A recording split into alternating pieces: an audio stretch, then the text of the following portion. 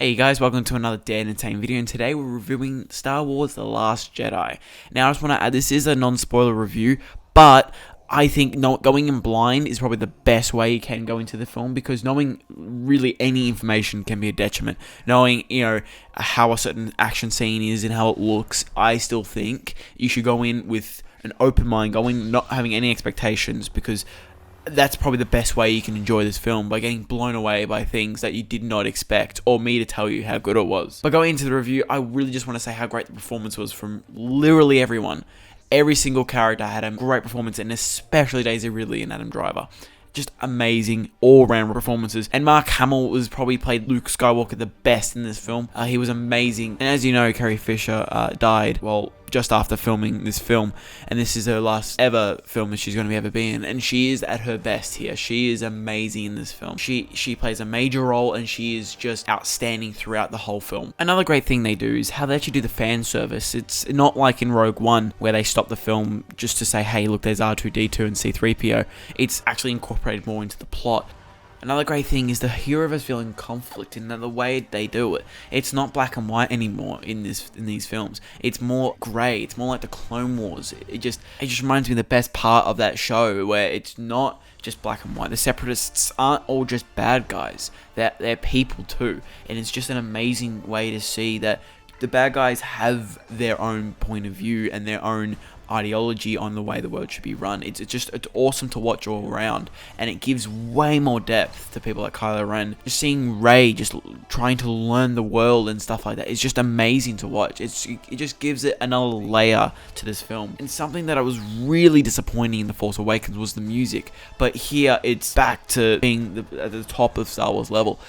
Star Wars has always had great music, and Force Awakens was alright, but this music is it's grabbing all the new themes from that film, and it's incorporating them to the old themes as well. So it's just looping into old and new and going through them all, hearing prequel music for Snoke and hearing all these different sounds, and then going to the Resistance theme when Poe is in his X-Wing. It just is amazing just to hear it, and it gives it I don't know, this being in the cinema with all these sounds, it just kind of encapsulates being in a Star Wars film again, and just hearing the Force theme play. It's better than ever, as good as it was in the original trilogy. And the cinematography in this film, I've watched some other reviewers, and I can't agree more, that the cinematography during the fight scenes, during the flying, during all that is just beautiful. Seeing a lightsaber fight from a wide angle is just better than ever. In The Force Awakens, because we had such new people using lightsabers, we didn't really get to see them actually, go to the extent as they do.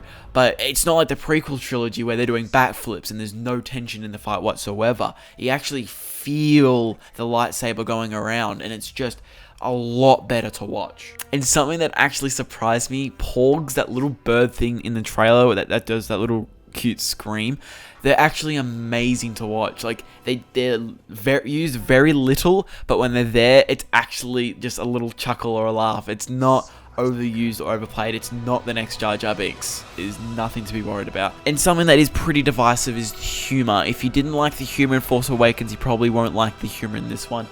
But I liked it in Force Awakens, so I find the humor in this one very, very good. Something that it doesn't do is that it doesn't have the humor at the expense of its characters. It's built up. It's more smart. It's in every single way. It's better than using it at the expense of characters. But now moving on to some of the cons that I've had with this film, and this is where it gets a bit iffy, where I have to be extremely vague to not give anything away.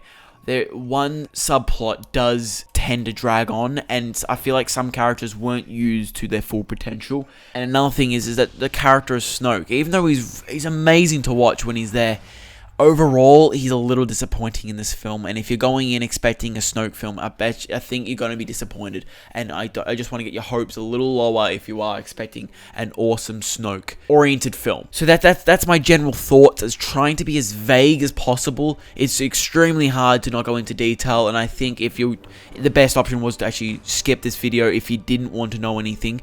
My final verdict on this film is that it's an amazing film. It's really great. I'm so happy that Disney are making these films at the level they are.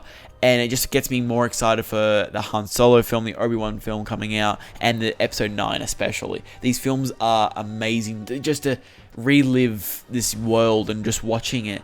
And if I was to rank it, like, I can't give 100% certain place where it ranks with the other Star Wars films. But right now, I think it's worse than Empire Strikes Back. It's worse than A New Hope. But I think it's better than Force Awakens, and I think it's better than The Return of the Jedi. So if I was going to place it, I'd probably put it at number 3. There's no doubt it's better than the prequels, and I think it's better than Rogue One. So even though it has its issues where some characters do feel a little left out of the major storyline, and I feel like that some characters were a little bit disappointing in what they have to do, and this film did drag on. It is the longest Star Wars film by 15 minutes, but yeah, I really love this film. It's really great, and if I was to give it a rating, I would give it an 8.3. And there are my thoughts on Star Wars The Last Jedi. Did it live up to the hype for you? What are your thoughts on the film? If you have seen it, comment down below what you thought of it, and I'll see you next time.